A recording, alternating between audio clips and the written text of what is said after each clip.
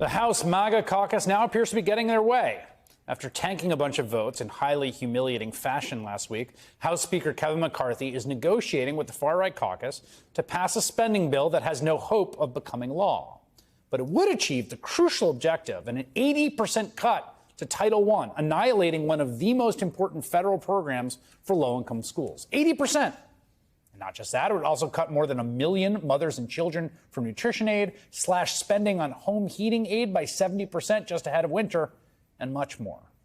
McCarthy has said his far-right members want to burn it all down, and that's true to a certain extent, they do. But with 4 days until a shutdown, do not lose sight of the fact that in the end, they do apparently have a policy objective. What they always want to do, which always seems to be to visit suffering on people, particularly the most vulnerable.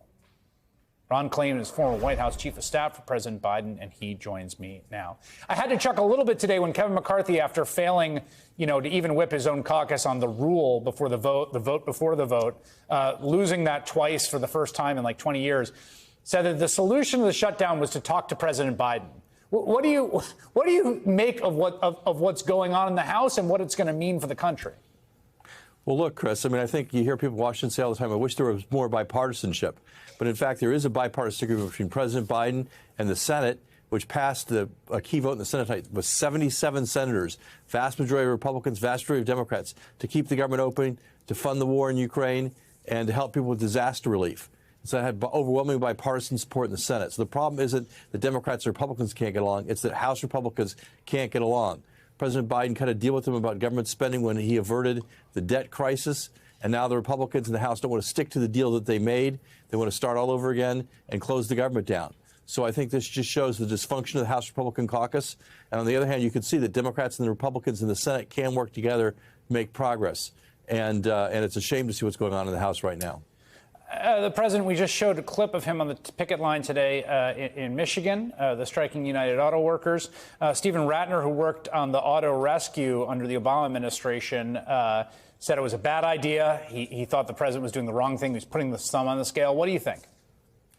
Look, I saw President Biden in New York last week when he was up there for the UN General Assembly, and he said to me, Ron, I'm going to go to Detroit and march in the picket line.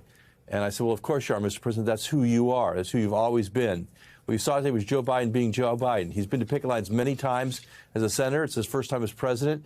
But this is who he is. As he said today, you've heard him say it before, he says Wall Street didn't build this country, middle class built this country, and unions built the middle class. That's what Joe Biden believes in the core of his being. People heard him say it today in Detroit, and of course that's where he's going to be.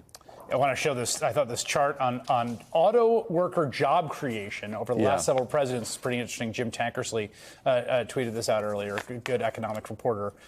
This is created under recent presidents. This is, I think, a per month average, basically, over the term of their president. Yeah. So you see Clinton plus 1,800, George W. Bush minus almost 6,000, plus 2,800 in Obama. Trump pre-COVID plus 200. Trump total minus 200. Biden plus 4,000. I mean, do you think that registers? Well, I think it registers with auto workers. And I think everyone in America today saw their president stand up, stand with working people and say, as Steve Granhouse said, that we've been through a period in our country where the corporate leaders have done very well. They've made a lot of money. And the people who are actually creating that wealth, the workers, deserve to share in that. They deserve to share in it, particularly in the auto industry, where the people who are out there on strike, they all took big pay cuts when the auto industry was in trouble in 2009. They agreed to help save the auto industry by cutting their pay in bad times. Now that the auto industry is making record profits, they deserve to share in those profits and get their just rewards from having sacrificed to save the American auto industry.